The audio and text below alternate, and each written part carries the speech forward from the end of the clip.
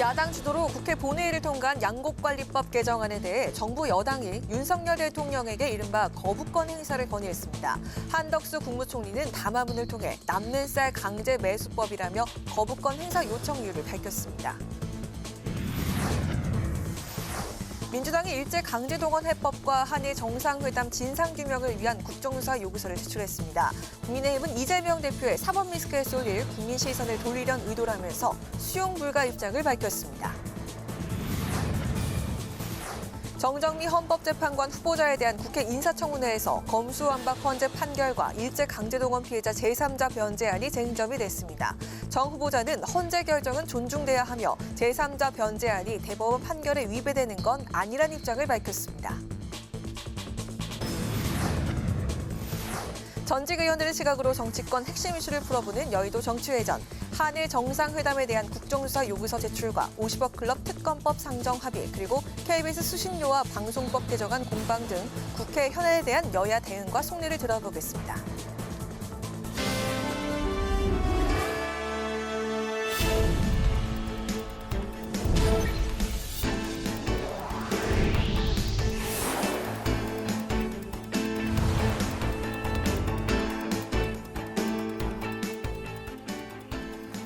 여러분 안녕하십니까? 3월 29일 수요일 국회 라이브 6 시작하겠습니다.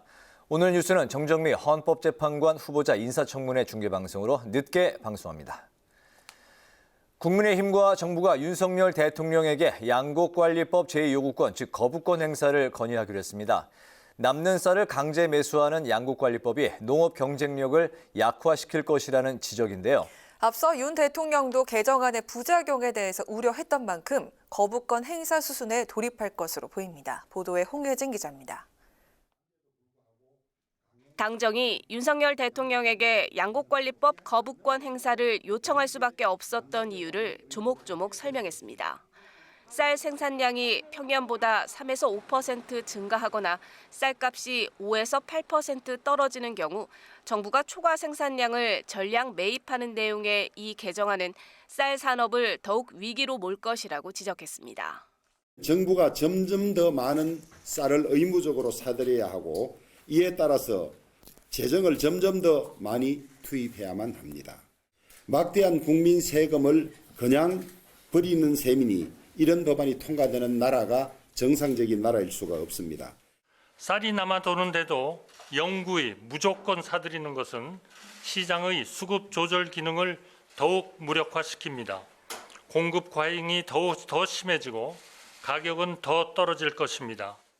그러면서 정부는 시장 왜곡 정책이 아니라 농업 경쟁력을 키울 수 있게 지원과 투자를 강화해 나가겠다며 여론전에 나섰습니다. 법안 부작용에 공감을 표했던 윤 대통령이 거부권을 행사한다면 취임 후 첫 거부권 행사가 되는데 추가로 이어질지 관심입니다. 민주당이 본회의의 직회부에 처리를 앞둔 간호법이나 방송법 등에 대해서도 당정은 정상적 시장 기능을 왜곡하는 과도한 정책들에 대해 철저히 대응하겠다는 방침이어서 제2, 제3의 거부권 행사 가능성이 나오고 있습니다. 야당은 윤 대통령이 거부권을 행사하면 추가 입법 등의 대응을 검토하고 있는 것으로 알려져 양측의 충돌이 불가피할 전망입니다. 한편 당정은 전기 가스요금과 관련해서도 협의회를 열어 의견을 주고받았습니다. 모레 정부의 2분기 전기 가스요금 조정안 발표에 앞서 당정이 의견 청취에 나선 건데 인상 여부나 인상 폭등에 관심이 쏠리고 있습니다. 국회 방송 홍혜진입니다. 더불어민주당이 주 4.5일제 도입 방안을 논의하기 위한 정책 토론회를 마련했습니다. 또 일본의 교과서 역사 왜곡에 대응해 한일 정상회담 진상규명을 위한 국정수사 요구서도 제출했습니다. 보도에 태훈영 기자입니다. MZ세대 노조라고 불리는 새로 고침 노동자협의회와의 간담회를 통해 주 69시간 근로시간 개편안의 수용 불가 입장을 확인한 더불어민주당.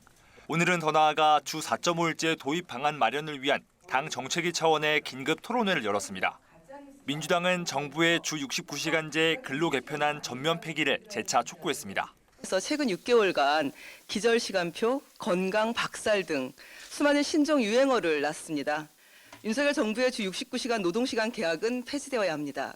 이재명 대표는 주 69시간으로 가자고 하는 것은 과로사회로 되돌아가자는 주장과 다를 게 없다며 주 4.5일제 도입 필요성을 거듭 강조했습니다. 60시간 또는 69시간으로 되돌아가자고 하는 것은 일하다 죽자. 앞으로 주 4일을 목표로 주 4.5일제를 향해서 나아가야 됩니다. 더불어민주당의 이수진 의원은 빠르면 이번 주 4.5일제를 추진하는 기업에 인센티브를 제공하는 내용의 관련 법안을 대표 발의할 예정입니다. 주 4.5일제 전환으로 인한 영세사업장의 충격을 고려한 중간 단계 성격의 법안입니다. 한편 더불어민주당은 일제 강제동원 굴욕해법과 굴종적 한일 정상회담 진상규명을 위한 국정조사 요구서를 제출했습니다. 특히 일본의 교과서 역사 왜곡과 관련해 이재명 대표는 정부의 굴욕적 퍼주기 외교가 일본의 마음대로 해도 된다는 신호를 보냈기 때문이라고 비판했습니다. 국회방송 태윤영입니다.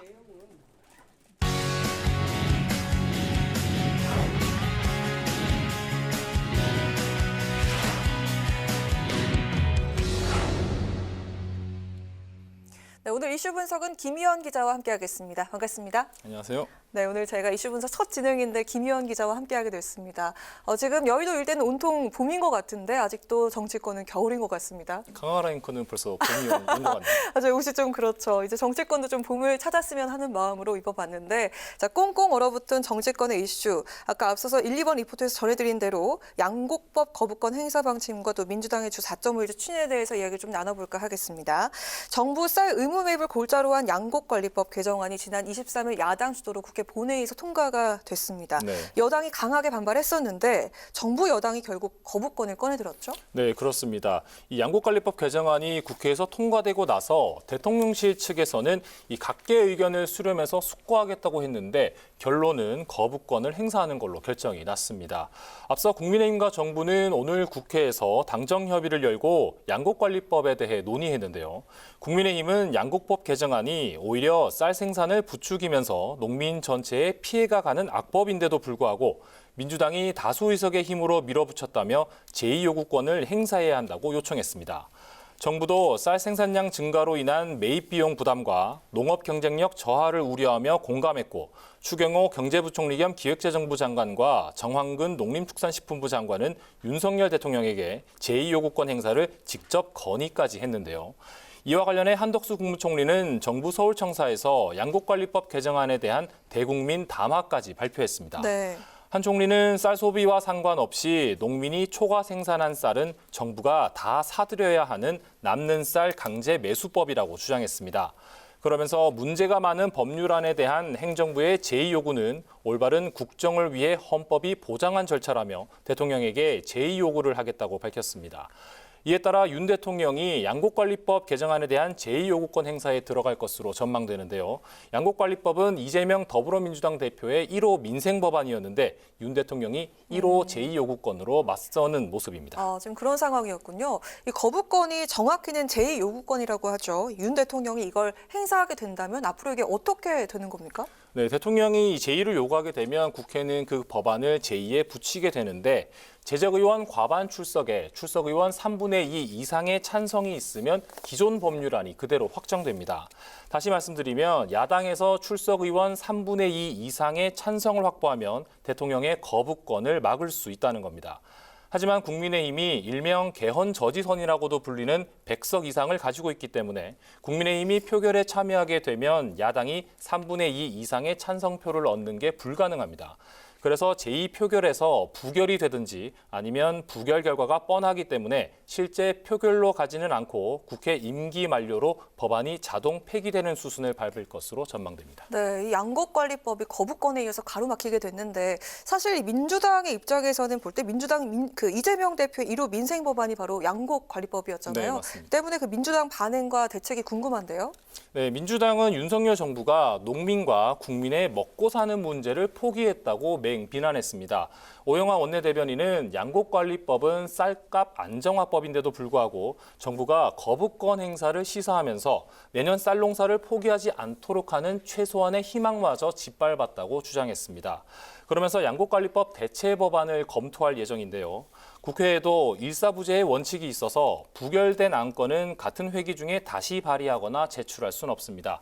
그래서 다른 회기에서 쌀값 폭락 대책을 담은 제2의 양곡관리법 개정안을 발의할 것으로 보입니다. 네, 다음으로 이야기해볼 주제는 이제 민주당의 공격인 것 같습니다. 네. 이번에 정부에서 추진 중인 근로시간 개편을 민주당에서 좀 비판을 하면서 대안을 내놨죠? 네, 그렇습니다. 이 정부와 야권 간의 민생 개혁을 두고 이 주도권 싸움이 치열해지는 모습인데요. 이 정부가 주 69시간제 근로시간 개편을 발표했다가 여론의 문매를 맞으면서 현재 의견을 수렴하면서 수정 중에 있는데요. 민주당은 주 4.5일제로 대응에 나섰습니다. 주 4.5일제는 이재명 대표의 지난 대선 공약이었는데요. 긴급 토론회를 열고 노동계와 학계의 의견 수렴에 나선 이재명 대표는 주 69시간제로 되돌리는 건 일하다 죽자는 것과 마찬가지라며 주 4.5일제로 워라밸이 보장되는 고효율 노동으로 전환해야 한다고 강조했습니다. 민주당은 각계 의견을 반영한 주 4.5일제 관련 법안을 조만간 발의할 계획입니다. 네, 그리고 윤석열 대통령도 주 60시간 이상은 건강 보호 차원에서 좀 건강에 무리다 이렇게 얘기를 했습니다. 고용노동부가 정책을 보완 중인 것 같은데 지금 상황 어떻습니까? 네, 이정식 고용노동부 장관은 이 모든 가능성을 열어놓고 각계각층의 의견을 들어서 보완을 검토하겠다고 밝혔는데요. 지난 2주 동안 청년들을 만나온 이 장관은 오늘 경제계와 간담회를 갖고 논의를 이어갔습니다. 이 장관은 실제 일한 만큼 보상이 이루어지지 않는 포괄임금제 오남용 등을 막기 위해 임금 체계를 개편하고 투명한 근로시간 기록과 관리에 힘써달라고 주문했습니다. 특히 눈치 보지 않고 휴가와 휴직을 자유롭게 쓸 수 있는 환경을 조성하는 등 실질적인 근로시간 줄이기에 동참해달라고 촉구했습니다. 앞서 고용노동부는 일이 많을 때는 일주일에 최대 69시간까지 몰아서 일하고 적을 때는 푹 쉬자는 내용의 근로시간 개편안을 발표했는데 과연 근로자가 자유롭게 쉴 수 있겠냐는 여론 반발에 부딪혔습니다. 근로시간 개편안은 다음 달 17일까지가 입법 예고 기간이라서 그 전에 보완책이 나올 것으로 보이는데 이 윤 대통령이 말한 주 60시간 캡이 씌워질지 아니면 또 다른 대책을 내놓을지 지켜봐야 할 것 같습니다. 네, 오늘 이슈 분석 여기까지 듣겠습니다. 김혜영 기자 수고하셨습니다.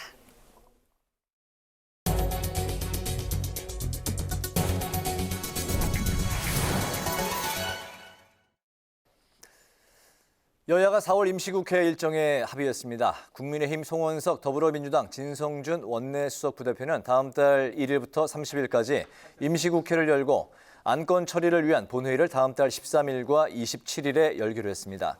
또 다음 달 3일엔 정치, 외교, 통일, 안보, 4일은 경제, 5일은 교육, 사회, 문화 분야에 대한 대정부 질문도 진행될 예정입니다. 국회 법제사법위원회가 내일 전체 회의를 열고 대장동 55클럽 특검법을 상정해 논의합니다.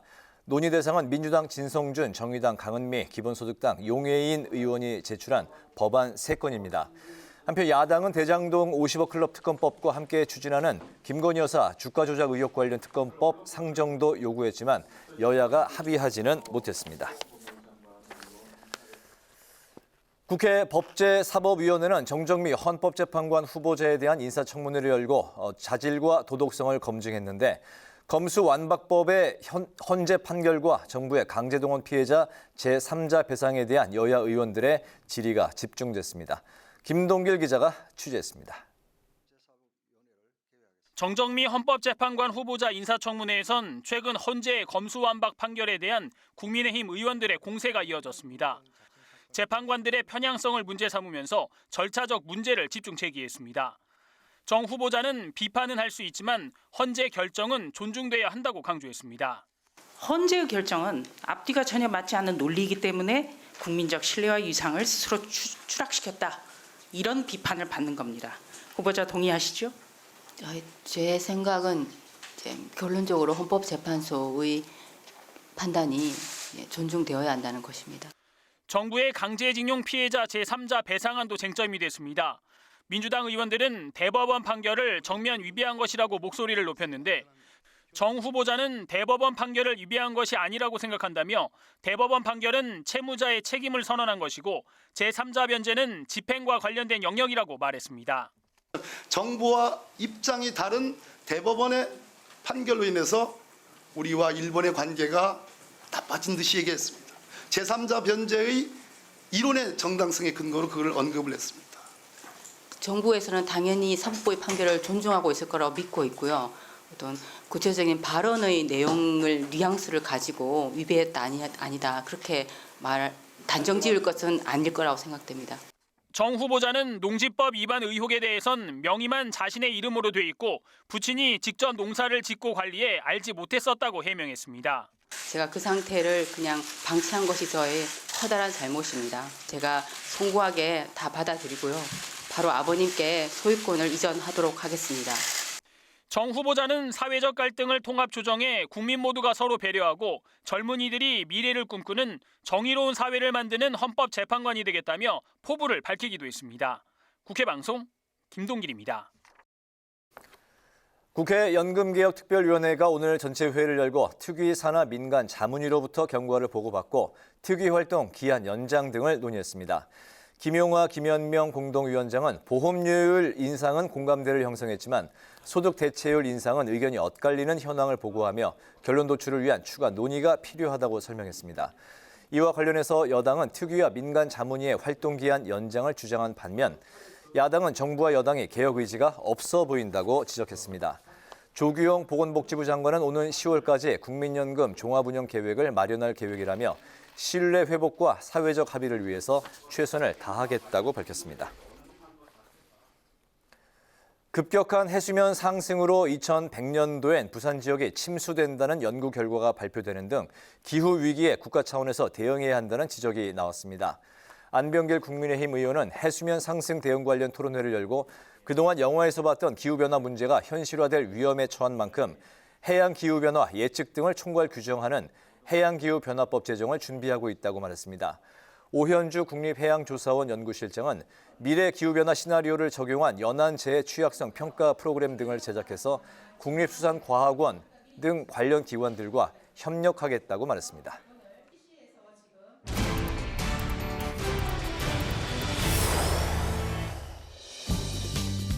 3월 29일 정치권의 뜨거운 말말말 강아랑의 정치톡 시작하겠습니다. 오늘 첫 번째 정치톡은 역사 왜곡 유감대 윤 대통령이 결자 해지해야 합니다. 일본이 어제 전쟁 범죄를 부정하는 내용의 초등 교과서를 승인하면서 역사 왜곡 노골화를 택했습니다. 일본이 전쟁 범죄를 부정하는 내용의 초등 교과서를 승인했습니다. 개정 교과서에서는 강제 동원은 물론 강제 징병에 대해서도 참여, 지원 같은 표현들로 강제성을 부정했습니다. 수백만 조선인들을 희생시킨 침략 전쟁의 책임 자체를 인정하지 않겠다는 의사를 명확하게 실현한 역사 도발입니다. 내년부터 일본 초등학교 교과서엔 이런 내용이 포함되게 됩니다. 독도는 일본 고유 영토, 한국이 불법 점거하고 있다는 식의 억지 주장인데요.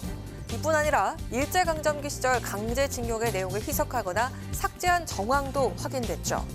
이에 우리 외교부는 주한일본대사관 총괄공사를 주한일본대사 대리 자격으로 초치해서 일본의 초등교과서 검정 결과 발표에 강력히 항의했습니다. 굴욕 외교 비판이 연일 거세지자 대통령실도 입장을 밝혔는데요. 한치의 양보도 있을 수 없다며 엄정 대응 입장을 밝힌 겁니다. 일본 교과서 역사 왜곡에 대해서 정치권도 한 목소리로 유감을 표명했습니다. 간도 쓸개도 다 내주고 뒤통수까지 맞고 있는 격입니다. 정부는 모든 방법을 총동원해서 일본의 도발에 맞서야 합니다. 결자 해지해야 합니다. 대통령이 문제를 풀어야 합니다. 피해 당사자와 다수 국민의 반대를 물러서가며 폭탄과 오만으로 강행한 강제동원 제3자 배상 불용안의 대가가 바로 이것이었습니까?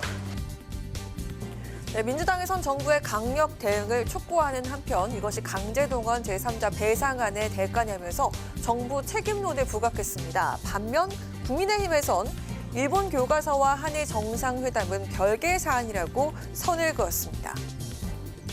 어렵사리 관계 정상화에 물꼬를 텄는데 새로운 변화에 대한 기대를 찬물을 끼얹어서는 안 됩니다. 만일 일본이 역사 교과서 왜곡을 강행한다면 우리 당은 강한 유감과 규탄을 하지 않을 수가 없습니다. 군국주의적인 사고, 이런 틀에서 못 벗어난 일본의 문제이지 한일 회담 결과가 잘못돼서 그런 건 인과관계가 전혀 없는 사안인 것 같습니다. 일본의 역사 왜곡 교과서 문제는 예고된 악재란 분석이 나오고 있는데요. 역사 왜곡 교과서를 비롯한 일본의 우경화 작업이 더욱 강하고 빠르게 전개될 거란 전망도 나오고 있습니다. 이에 대한 우리 정부와 정치권의 강력한 대처와 단호한 입장이 시급해 보이는 상황입니다. 자, 이어서 두 번째 정치톡은 19년 만에 전원위원회입니다. 선거제도 개편을 위해 전원위원회 운영 협상에 돌입한 여야. 내일 열리는 본회의에서 전원위원회 구성을 의결하고 4월 중 단일의 수정안을 처리하기로 합의했습니다.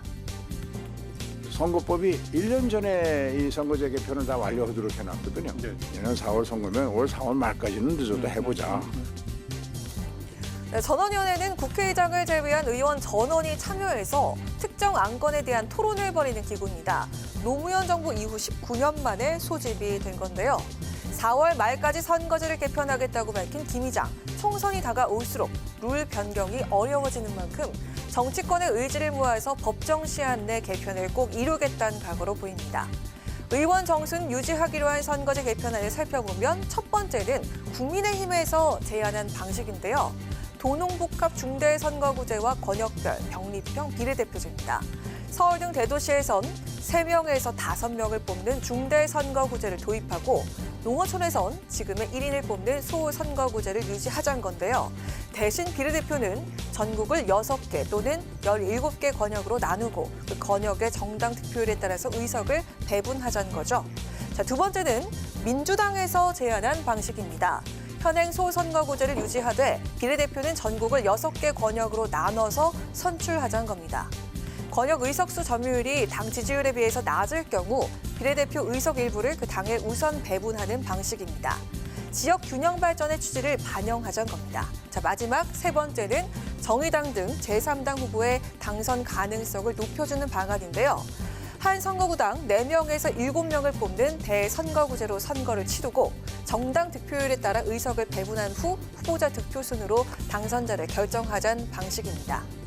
양당은 2주간 5차례 난상 토론을 통해서 도출된 개편안을 본회의에서 처리하겠다고 합의했는데요. 자, 하지만 여야가 한 개의 선거제도로 의견을 모을 수 있을진 미지수입니다. 4월 10일까지 확정해야 됩니다. 법적으로. 지금 서둘러서 하겠다. 저는 이것부터 난센스라 생각합니다. 선거제 개편을 위해 19년 만에 열리게 된 전원위. 김진표 국회의장의 바람은 과연 이뤄질 수 있을까요? 지금까지 강아랑의 정치톡이었습니다.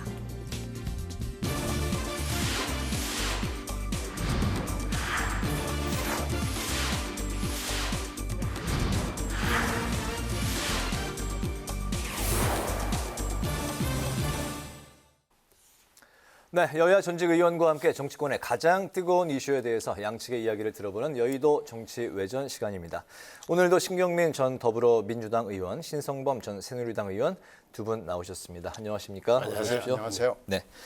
오늘 민주당이 한일회담 진상규명 국정조사 요구서를 이제 제출을 했습니다. 내일 대일 구력외교 규탄 대회를 열겠다고 이제 선언한 상황인데요. 그런 가운데 일본의 교과서 왜곡 문제가 이제 후폭풍이 거센 상황입니다. 교과서 초등학교 교과서에 이제 강제 동원에 대한 강제를 이제 희석을 시켰고 독도 영토 영유권을 이제 주장한 그런 내용들을 강화한 초등학교 교과서 이제 왜곡 후폭풍인데요. 그래서 이제 그 우리 외교부가 일본 공사를 초치를 해서 이제 항의를 했는데. 일본 공사가 이 자리에서 이제 독도는 일본 땅이라고 이제 그렇게 발언을 했다는 사실이 또 알려지고 있습니다.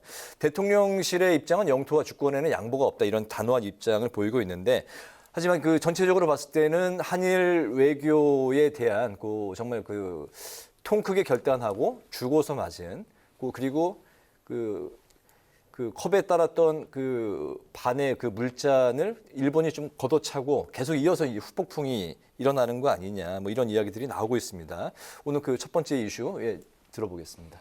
그래서 일본의 뭐 이런 반응은 뭐 몰랐던 게 아니죠. 네. 아는 거죠. 그리고 원샷으로 한일 외교를 끝내버리고 과거를 딛고 미래로 가자고 이렇게 얘기했을 때 일본이 어떻게 나올까 하는 것은 뭐 사실 뭐 삼척동자도 다 알만한 얘기고 이게 사실은 이렇게 될 수밖에 없을 것이다라고 다들 생각을 했던 것이 이렇게 되는 건데요.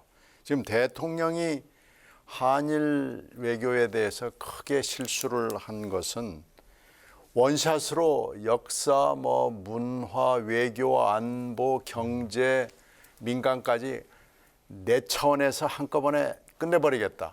그러니까 원샷 외교죠. 네. 이게 될 거다라고 내 진심을 이렇게 보여주면 일본도 뭔가 반응을 보여줄 거다라는 큰 착각. 그리고 나는 역사와 대화를 하겠다라는 착각. 이런 한일 외교의 착각에서 기인을 한 건데요. 네. 그러니까 역사 문제는 안 됩니다. 이건 이 10년 정도 된 거예요. 이 아베가 득세를 하면서부터 이 문제는 한일 간에 도저히 풀 수 없는 상황으로 이미 들어섰고요.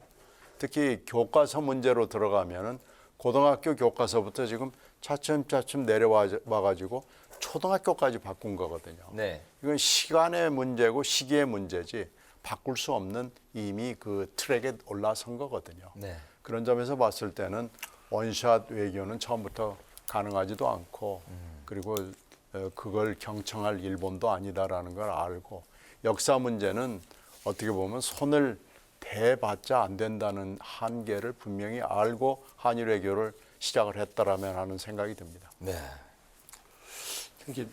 윤석열 대통령의 방일과 이렇게 그 부분하고 이 교과서 문제가 직접 연결되지는 않아요. 다 무슨 말이냐 하면 윤석열 대통령이 일본 가서 양보를 하니까 일본 정부가 기회다 싶어서 이번에 역사 교과서를 밀어붙이는 사안은 아니란 말이에요.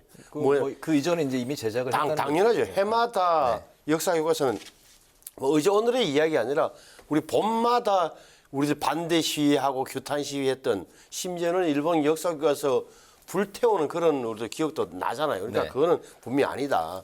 점 하나. 그럼에도 불구하고 이제 타이밍 때문에 아주 우리가 이제 곤혹스럽게 아주 흔히 하는 말로 좀 뭐랄까 입장이 난처하게 된 건 사실이에요. 그러나 이 외교 정치와 역사 문제는 좀 분리해야 돼요. 말을 바꾸면 네. 일본이 저렇게 계속 한다고 자기들의 어떤 그 국시에서 국익을 놓고 저렇게 교육을 한다고 해서 하면 우리가 그럼 우리도 아니 외교 관계도 끝을 내야 되느냐라는 질문에 봉착하게 되는 거잖아요. 그럼 거기는 거기대로 일본은 우리는 항의하고 규탄하고 하는 것은 계속 해야 되고 그들과 별도로 우리는 또 역사 교육을 우리 내부적으로 강화시킬 필요가 있다. 왜?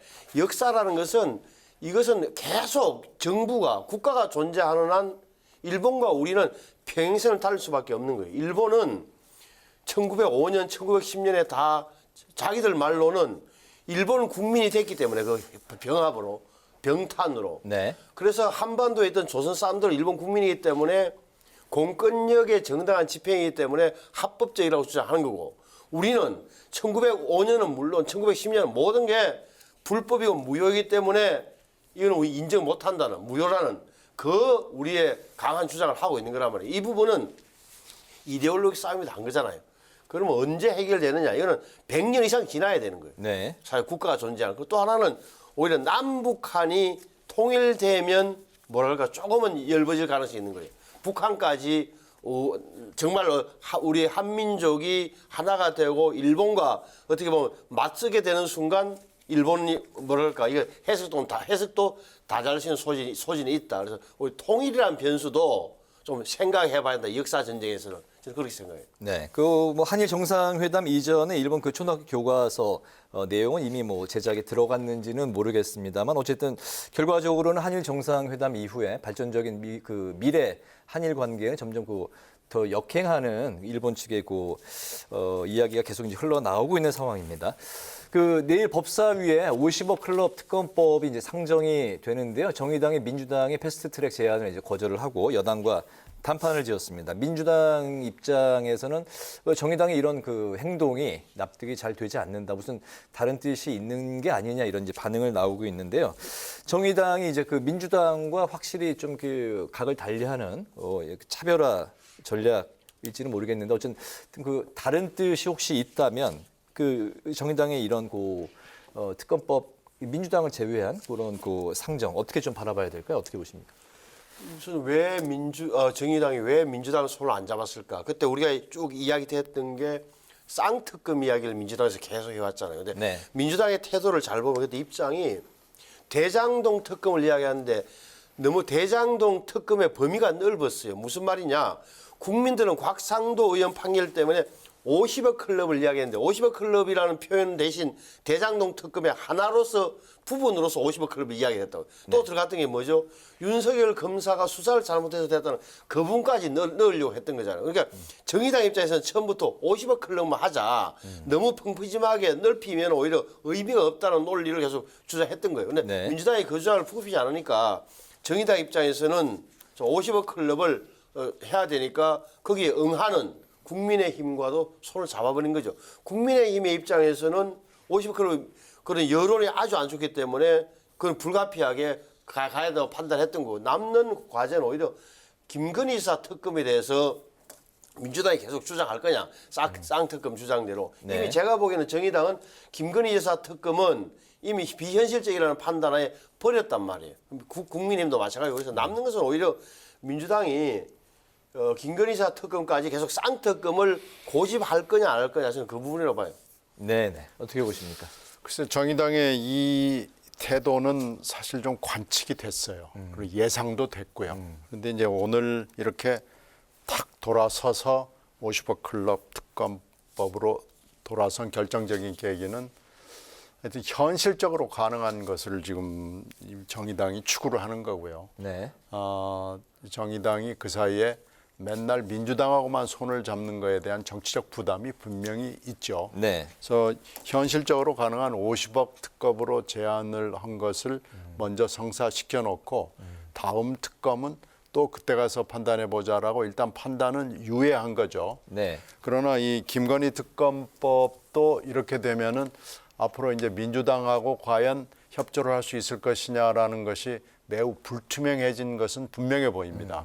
따라서 오늘 이 정의당의 이런 태도는 앞으로의 특검법의 쌍특검법 모두 다 해당합니다. 특검법의 방향과 속도에 있어서 굉장히 중요한 매듭이 하나인 것은 분명해 보입니다. 네. 따라서 앞으로 더 박홍근 원내대표가 이제 한 달 정도 한 임기가 남아 있는데요. 계속해서 정의당하고 대화를 하고 해서 현실적으로 특검이 가능하도록 성사시키는 것이 이 박홍근 원내대표의 마지막으로 중요한 임무가 될 것으로 보입니다. 네, 김건희 여사 주가 조작 의혹 특검법에 대해서 이제 민주당과 정의당이 앞으로 어떻게 길을 이제 걸어갈지가 이제 관전 포인트다라고 말씀을 하셨습니다.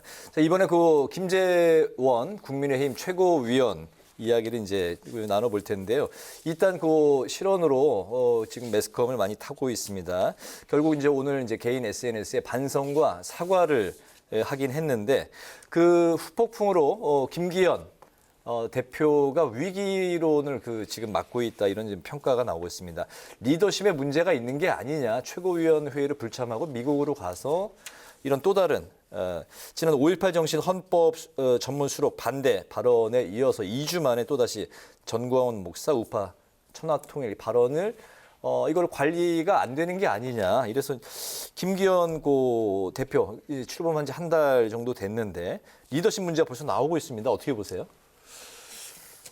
김재원 전 의원이 지금 이제 최고위원 그것도 가장 표를 많이 받은 최고위원 가운데는 수석 최고위원이 됐는데 전당대회 끝나자마자 정광훈 목사 교회에 가가지고 5.18 정신 헌법 전문 수록 불가능하다. 나도 반대다.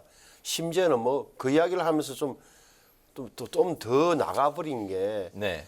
표되면은 조상묘도 파는 게 정치 아니겠느냐 이렇게 하니까 진정성 여권 전체의 진정성이 의심받는 그런 말을 만들어냈고 또 미국 가서도 보수 단체들이 초청을 했다고 하지만 그 자리에서도 결국은 완전히 뭐 정광훈 목사 우파 천하통일을 했다. 그것도 자기의 그거는 사실과 부합하지 않는 거잖아요. 그러니까 보수 우파도 여러 종류가 있는 건데 아주 김재원 전 의원이 보기에는 본인의 판단과 정광훈 목사에 대한 굉장한 높은 숭앙심 같은 게 느껴질 정도의 그런 표현이니까는 사실과도 맞지 않는다. 왜 저럴까? 도대체 왜 저러는 거야? 그러니까 영민한 분인데 왜 두 번이나 이렇게 발언에 그런 결과가 나왔을까에 대해서 왜 그런 제 주변에서는 좀 이런 이야기를 해요. 정치를 좀 아시는 분들 입장에서 지난번 경선 때 정가원 목사 도움을 아마 김재원 최고가 많이 받은 것 같다.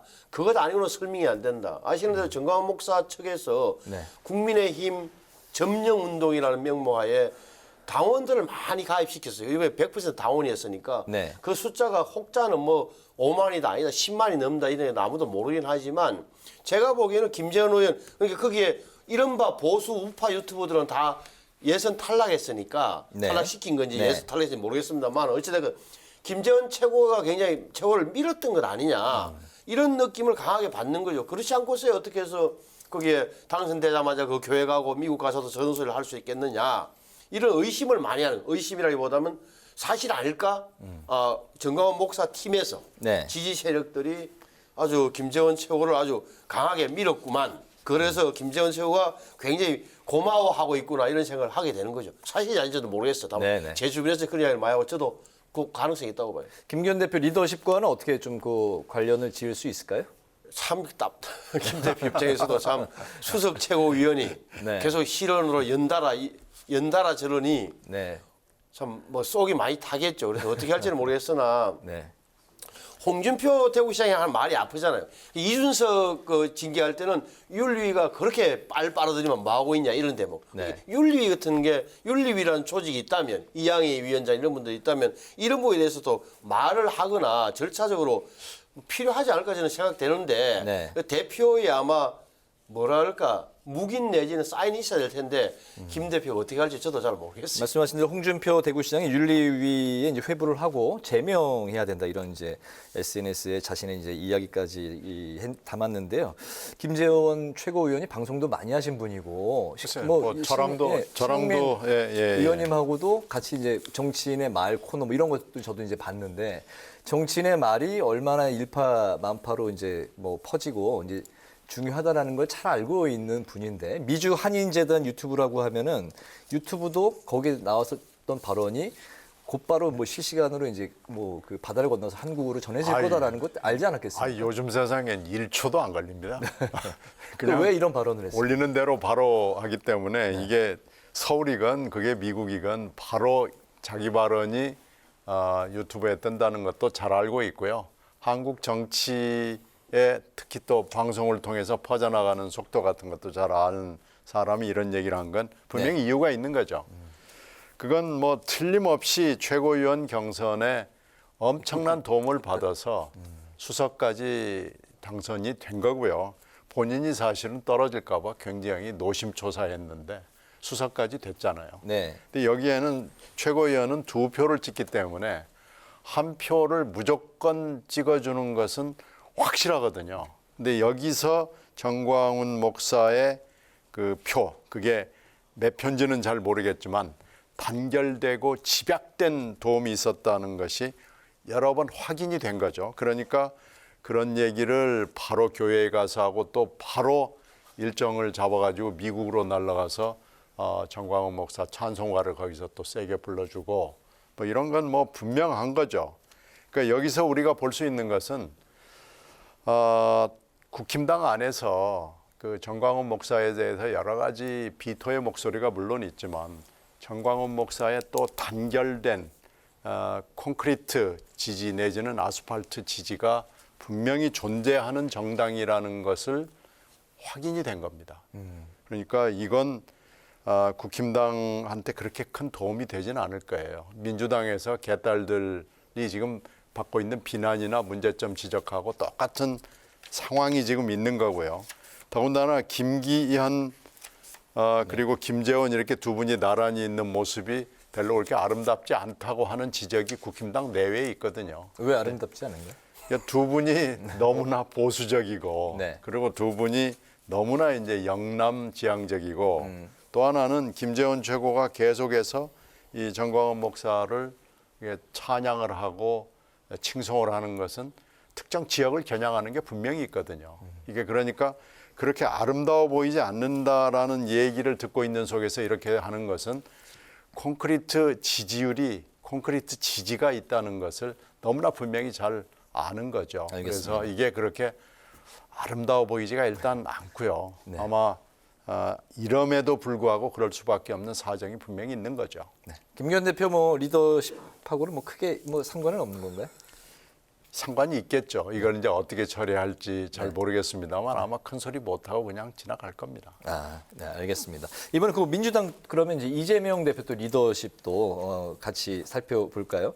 최근에 그 이재명 TV에서 이제 그 직접 밝혔는데 작년 연말까지는 역대 최고로 이제 안정적인 리더십을 이제 본인이 유지해 왔는데 그러다 보니까 다양성과 역동성이 좀 부족했던 것 같다. 그래서 불만이 쌓인 것 같다. 이렇게 이제 그 언급을 했습니다. 이번에 그 당직 개편이 있었는데 사무총장을 빼고는 탕평 인사다라는 평가가 이제 많이 나오고 있는 것 같습니다. 그렇지만 가장 핵심 뭐 요직 또 이제 그 내년 공천과 관련된 그런 그 사무총장을 좀 바꿨어야 진정한 탕평이고 당직 개편이 아니었느냐 이런 또 이야기가 나오고 있는데 이거 어떻게 보실까요? 사무총장이 핵이죠. 근데 왜 안 바꿨을까? 조정식 사무총장을 왜 안 바꿨을까? 첫째는 앞으로 예상되는 있을 수도 모르는 예상이라면 있을 수도 있는 당내 투쟁, 당내 갈등의 소방수 역할을 하는 사무총장은 있어야 되는 거예요. 자기 믿을 만한 사람. 당규의 해석이라든지 징계라 당원 징계라든지 이런 게 필요했다. 그래서 사무총장을 바꾸는 순간 완전히 본인은 이재명 대표는 바지저울이 될 거라는 걸 알았던 거고 그럼에도 불구하고 저는 꽤 상당히 신경을 쓴 거는 맞다. 말을 바꾸면 이재명 대표 많이 급했다 느낌이 들어요. 예를 들어서 그렇게 자신을 공개했던 송갑석 의원을 뭐 지명기 최고위원으로 등용한 거라든지 그다음에 비명이라고 보기보다는 그것들 개파 색깔이 약해 보이는 예를 들어서 김민석 의원을 삼선 의원을 뭐 정치 의장을 한 거라든지 또 한병도 또 김성주 이런 의원들을 전략기획위원장 뭐 정책 부위원장 이렇게 배치한 거 보면 이게 비명계나 반명계에서 나올 수 있는 비판을 미리 예봉을 꺾는다 그럴까 김을 빼는 그런 효과까지 노린 것 아니냐 그런 평가는 가능할 것 같아요. 그럼에도 불구하고 사무총장을 저 자리에 놔두면 어느 결정적인 순간에 아주 이쪽이냐 저쪽이냐 결정적인 그런 순간에 오게 되면 갈등 소지는 사무총장 때문에 생긴다고 봐야 돼요. 공천이든 뭐든. 그 조정식 사무총장을 유임시킨 거는 공천권만은 내가 놓지 않겠다. 그 이재명 대표의 의지인가요? 어떻습니까? 이번에는 사실 인사를 한 것보다는 인사를 안 한 것이 훨씬 더 관심이 가는 대목이죠. 사무총장 유임하고 또 수석 사무부총장 손을 대지 않았고 조직 부총장도 손을 대지 않았거든요. 그러니까 조직 내지는 공천과 관련된 그 직함들은 그대로 두고 나머지를 바꾼 건데요. 나머지 중에서 이제 친명으로 분류되는 분들을 좀 그만둬라 그래가지고 다 잘라낸 건데 거기에는 사실 그 사이 이 방탄에 앞장섰던 분들이 그만둔 건 있지만요. 거기를 들어간 분들은 대부분의 경우에 뭐 예외가 있긴 하지만은 대부분의 경우에 이 방탄 정당, 방탄 국회에 대해서 침묵으로 있었던 분들이 대부분 들어갔어요. 그렇기 때문에 이번 인사가 인적 쇄신이냐 하는 데 대해서는 당 내외에서 고개를 갸우뚱하는 거죠. 이 침묵했던 분들이 들어가가지고 그럼 계속 침묵하면 이것이 무슨 인적 쇄신이고 인사개혁이냐 이렇게 지적을 할 수밖에 없고 그 지적에 대해서 별로 그렇게 아니다라고 얘기할 수 있는 사람이 많지 않습니다. 이번에 이제 교체된 인사들이 이제 비명계라고 하더라도 날선 목소리를 내지 않았던 인사들이다. 그렇죠. 알겠습니다. 자, 이번에 그 방송 이야기를 좀 해볼까 합니다. 두 분 다 이제 그 공영방송 기자 출신이시기 때문에 이 사안에 대해서 또 관심이 많으실 것 같습니다. 바로 오늘 그 TV조선 재승인 심사 과정에 부당 개입한 혐의로 한상혁 방송통신위원장의 구속영장 실질 심사를 이제 받았는데요. 구속 여부가 이제 오늘 밤 늦게 결정이 될 걸로 예측이 되고 있습니다. 거기에다가 이제 최민희 전 의원이 방통위원 추천을 이제 받았는데 민주당에 이제 추천을 받았는데 이 부분에 대해서도 여야 또 이제 기싸움이 이제 좀 치열한 사안입니다. 두 가지 사안 어떻게 볼까요? 예, 먼저 말씀하실까요? 이게 한상혁 위원장의 TV조선의 재승인 과정에서 어떤 역할을 했는지는 뭐 저희는 모르는데 특히 조선일보 보도를 보면 굉장히 뭐가 있는 것처럼 보이지만 법원에서 어떻게 판단할지는 모르겠어요. 일단 그건 전제하고 또 다만 이제 왜 방통위원 추천을 놓고 이렇게 여야가 기싸움이 심하느냐, 정치의 가장 전면에 서느냐. 결국은 여당이나 야당 정치권에서 방송을 영향력을 잡지 않으면, 거친 말로 하면 장악하지 않으면 정치적으로 굉장히 불리해진다는 그 불안감을 떨 수 없기 때문인 거잖아요. 그죠? 최민희 전 의원만 하더라도 방송 나와서 이렇게 굉장히 민주당 입장 가운데서도 아주 이재명 대표를 결사옹이하는 그룹처럼 비치니까 어떻게 보면 픽업된 거란 말이에요. 이런 느낌. 전데 또한 저는 민주당이 내놓은 또 방송법 개정을 보면은 KBS, MBC 이른바 공영방송의 이사진을 더 늘리자. 그럴싸하게 보이는데 늘리는 것의 대부분은 어떻게 되냐? 방송협회라든지 기자협회라든지 방송과 언론단체로 추천권을 주겠다. 그렇게 되면 국민의 민심을 대변하기는커녕 굉장히 정치적으로 아주 편향적으로 보였던 그런 단체들로 가면 오히려 KBS와 MBC의 사장들은 다 특정의 정치생을 가진 사람이 될 가능성이 높은 이런 거에 다 하나하나의 정치적인 수가 숨어 있는 거란 말이에요. 지금 대통령실에서 이야기하는 또 KBS 수신료 이런 이야기도 어떻게 보면은 공영방송을 압박하겠다는 걸로 비춰지고 그래서 저는 언제부턴가 우리나라에서 정치와 언론이 완전히 결합됐다. 가장 최전선이 바로 공영방송 사장 문제 같은데 이거는 어느 정권이든 한 번은 좀 빼줘야 돼요. 이 김을 빼야 된다고. 네. 이 뭐라 그럴까 느낌이 오는 이 정치적인 그 압박이랄까 이런 참 미묘한 부분인데 네네. 저는 그래서 어느 정권이든 한 번은 빼줘야 된다.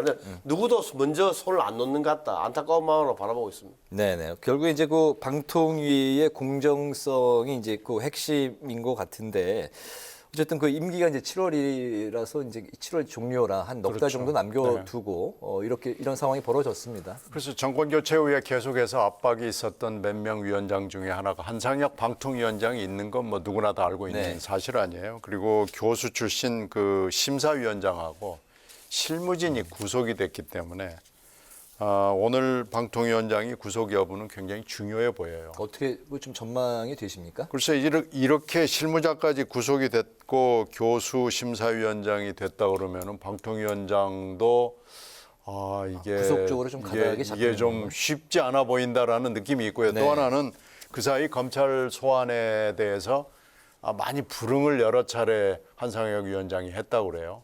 그렇게 되면 이제 판사 입장에서는 소환에 불응한 걸로 봐서 수사, 조사 태도가 불량하다, 도주의 우려가 있다, 뭐 네. 이렇게 판단을 해도 할 말은 없죠. 그래서 저는 만약에 구속이 된다 그러면은 굉장히 이게 불행한 선례가 될 것 같아요. 그래서 네.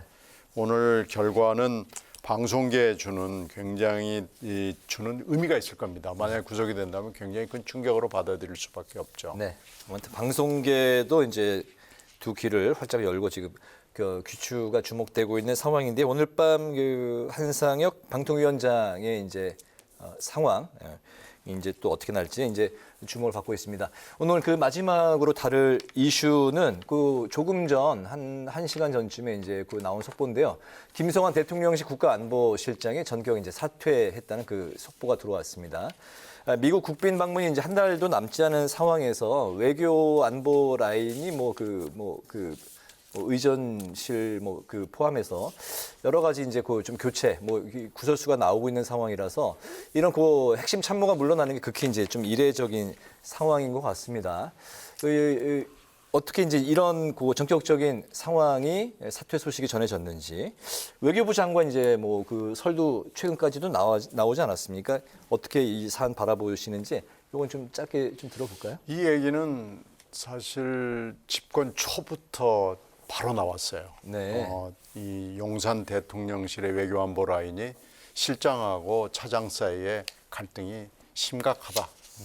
외교적 이견이 많다 그러는데 이게 갑자기 얼마 전에 의전비서관이 그만두고 네. 뒤이어서 외교비서관이 그만두고 그러면서 이제 김성환 실장도 그만둔다라는 설이 있었는데 이게 오늘 확인이 된 거죠.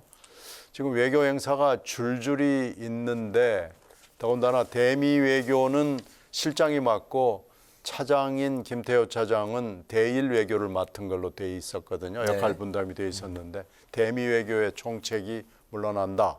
이건 좋은 사인은 아닙니다. 빨리 외교 라인을 점검을 해야 되고요. 지금 저는 외교 라인이 별로서 그렇게 질이 좋은 외교 라인을 인선한 것 같지는 않다는 평가를 처음부터 하고 있었는데요. 네. 그러면 차제에 이렇게 됐으면은 질적으로 좀 업그레이드 할 수 있는 그런 외교 라인을 구축하는 게 좋을 거예요. 근데 지금 전망은 그렇게 좋아 보이지 않습니다. 하루 사이 그 많은 변화가 있었던 것 같습니다. 사퇴 해설 부인하고 이제 하루 만에 이제 전격 스스로 이제 자진 사퇴를 했는데요. 그러니까 이게 저도 뭐 어찌든지 정보는 없습니다만 오늘 아침에 어떤 신문에 보니까 이런 게 나와 있어요. 미국 측에서 조 바이든 정부 측에서 윤석열 대통령이 오면 이런 문화 행사를 부부끼리 모여서 같이 하자. 뭘 했느냐? 그 블랙핑크하고 레이디 가가의 공연을 만찬장에서 같이 하는 이 제안을 했고 그것이 주미 한국대사관, 워싱턴에 있는 한국대사관 통해서 5차례 전문을 통해서 갔는데 서울로 갔는데 네. 왔는데 응답이 없어서 무산될 뻔했다는 보도가 있어요. 저는 이 대목이 좀 심상치 않다. 그러니까 뭔가 그 워싱턴에 있는 한국 대사관이 본국에 한국 외교부에 외교나 보고를 했는데 어쨌든 연유인지 상의가 안 됐다. 그래서 이 행사 자체가 없어질 뻔했다. 그 사실을 뒤늦게 다른 경로를 통해서 대통령이 알았다. 이런 취지일 텐데 사실이 아닌지 모르겠으나 그럴 가능성이 있는 거 아니냐. 다시 말하면 뭔가 지금 우리 대통령 국가안보실하고 외교부하고 손발이 안 맞는다든지 방금 말씀하신 대로 내부에서도 혼선이 있는 건 아닌지 생각하나. 그리고 지금 후임이 김성한 실장 후임이 보니까 조태용 지금 미국 대사가 들어오는 걸로 봐서는 그런 심정은 좀 더해진다. 어찌됐건 이거는 지금 윤석열 대통령과 김성한 실장이 언론에 나오기로는 초등학교 동창에서 40년 이상 직이다라는 때문에 관심을 많이 끌었던 거 아니에요. 그러면 이분이 혹여나 대통령과 친하다는 걸 어떻게 보면 뭐 빌미 삼아서 제대로 일을 아는 거 아니냐 이런 생각도 들 정도다. 네. 그래서 말씀하신 대로 4월 달에 다음 달에 한미 정상회담 있고 5월 달에 G7도 있는데 안 좋은 징조는 보면 안 좋은 조짐은 맞아 이거는. 그래서 빨리 제가 보기에는 뭔가 좀 국민들에게 납득할 만한 좀 설명은 있는 게 좋겠다 생각하고 국회에서도 이렇게 되면 아마 운영위 대통령실이니까 운영위나 외교안보 통일통이 정도에서 어떤 일인가 아마 이야기 좀 나오지 않을까 싶어요. 네, 앞으로 또 이제 관련해서 이야기들이 쭉 나올 테니까 또 관련해서 살펴봐야 될 것 같습니다. 오늘 그 국회의사당 곳곳에 벚꽃이 이제 활짝 폈는데 오시면서 아마 보셨을 것 같습니다. 어제와 오늘이 또 다르고 내일 또 다를 것 같습니다. 꽃의 기운이 이제 국회 회의장 안으로도 스며들었으면 가는 그런 좀 좋은 분위기 속에 우리나라 그 정치 발전이 있었으면 좋겠습니다. 오늘 여의도 정치외전 이제 마칠 시간이 됐는데요. 지금까지 신경민 전 더불어민주당 의원, 신성범 전 새누리당 의원과 두 분과 함께했습니다. 오늘 말씀 잘 들었습니다. 고맙습니다. 네, 고맙습니다. 네, 오늘 국회 라이브 6도 여기서 마치겠습니다. 시청해 주신 여러분 고맙습니다.